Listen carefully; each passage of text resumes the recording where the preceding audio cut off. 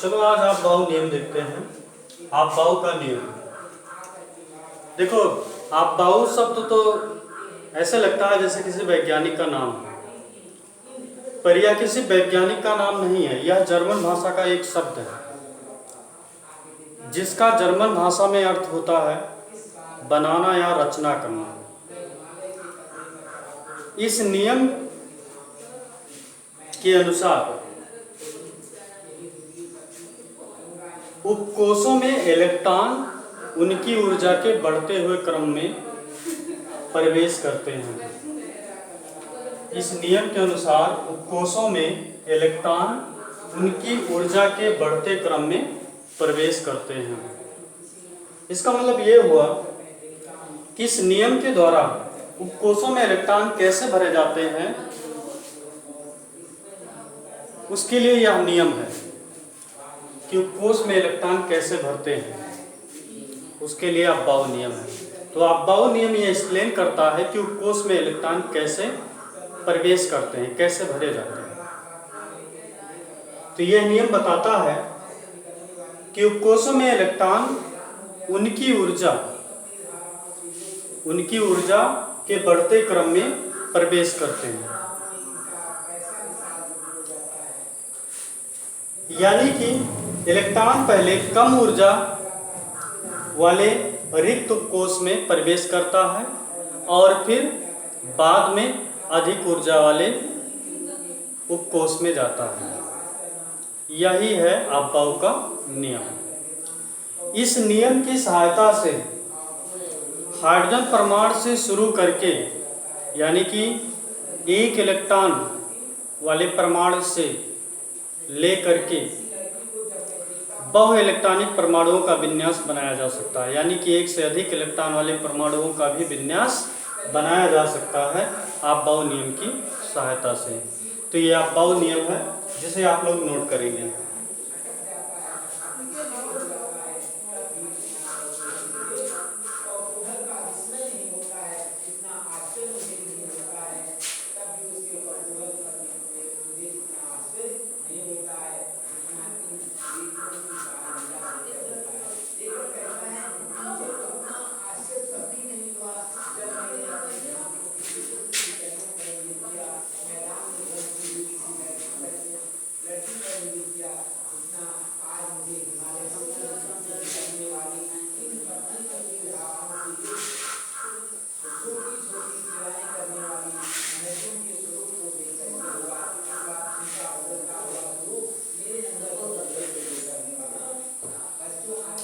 अब आगे इसमें इसी नियम में देख लेते हैं। उपकोषों में इलेक्ट्रॉन भरने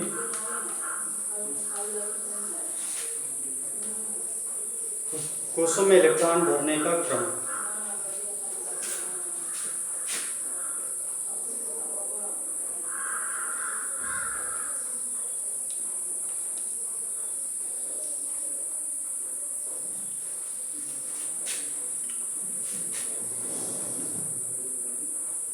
Years, 2 years,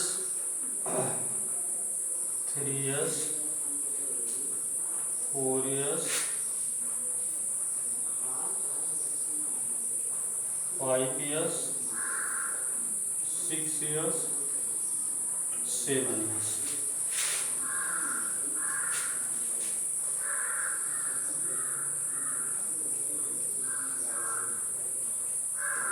P,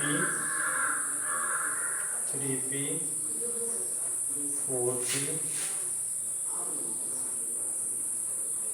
5P, 6P,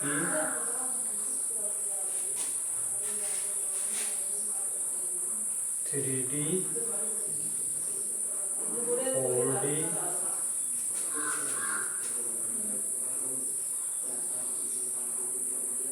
5D,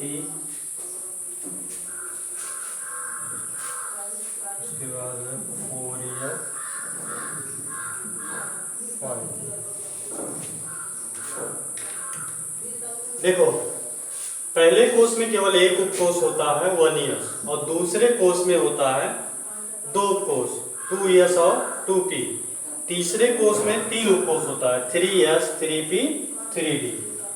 चौथे उपकोष में 4 उपकोष होता है, 4s 4p 4d 4f। उसके बाद पांचवें छठवें सब में 4 उपकोष होते हैं, क्योंकि उपकोष की संख्या कुल कितनी है, 4। तो अधिकतम किसी भी कोष में अधिकतम उपकोष कितने होते हैं, 4 होते हैं।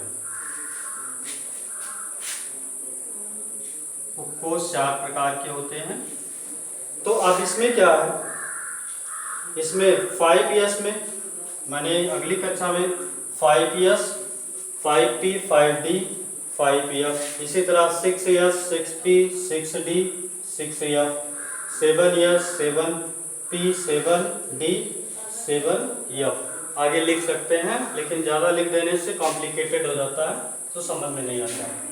तो इसको क्या करिए, एक रिंग में बना लीजिए सब।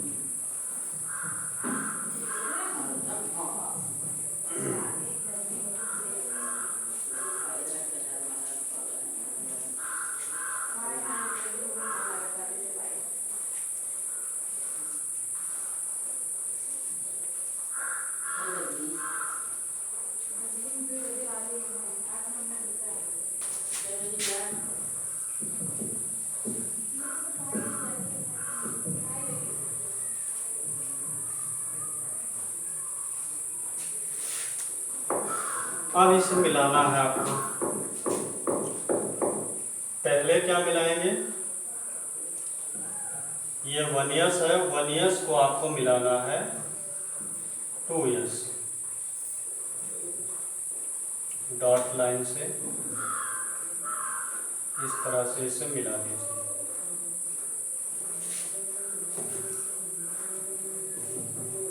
उसके बाद 2s को आपको मिलाना है डॉट लाइन से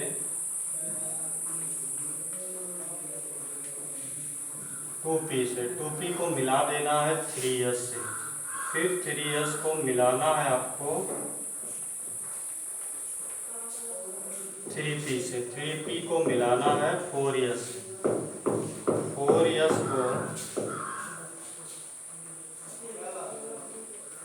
मिलाना है 3d से, 3d को 4s से, फिर 4p को 5s से, फिर 5s को 4d से, और 4d को 5p से, 5p को 6s से। उसके बाद 6s को आपको मिला देना है 4f से, 4f को 5d से, 5d को 6p से, 6p को इससे मिला देना है। तो इस तरह से अब इसके बाद जो है इसको जो है 5pf से मिला देंगे। तो इस तरह से जो है सबसे पहले इलेक्ट्रॉन 1s में 1s भर जाने के बाद इलेक्ट्रॉन कहाँ चला जाएगा, 1s भर जाने के बाद जो है इलेक्ट्रॉन आएगा 2s में, और 2s भर जाने के बाद इलेक्ट्रॉन फिर किस में भरा जाएगा, 2s भर जाने के बाद इलेक्ट्रॉन आएगा 2p में, 2p भर जाने के बाद इलेक्ट्रॉन आएगा 3s में, 3s भर जाने के बाद इलेक्ट्रॉन आता है आपका 3p में, 3p भर जाने के बाद 4s में, 4s भर जाने के बाद इलेक्ट्रॉन आता है 3d में, 3d भर जाने के बाद 4p, 4p भर जाने के बाद फिर आता है 5s में, और 5s भर जाने के बाद फिर इलेक्ट्रॉन आता है 4d, 4d भर जाने के बाद 5p में, 5p भर जाने के बाद 6p में, तो 6p भर जाने के बाद आता है 4f में, 4f के बाद फिर 5d में, 5d भर जाने के बाद 6d में, 7d में, फिर 5f में। इस तरह से होता है। अब यहीं पर हम ऊर्जा स्तर बना लेते हैं कोषों का, ऊर्जा का बढ़ता क्रम।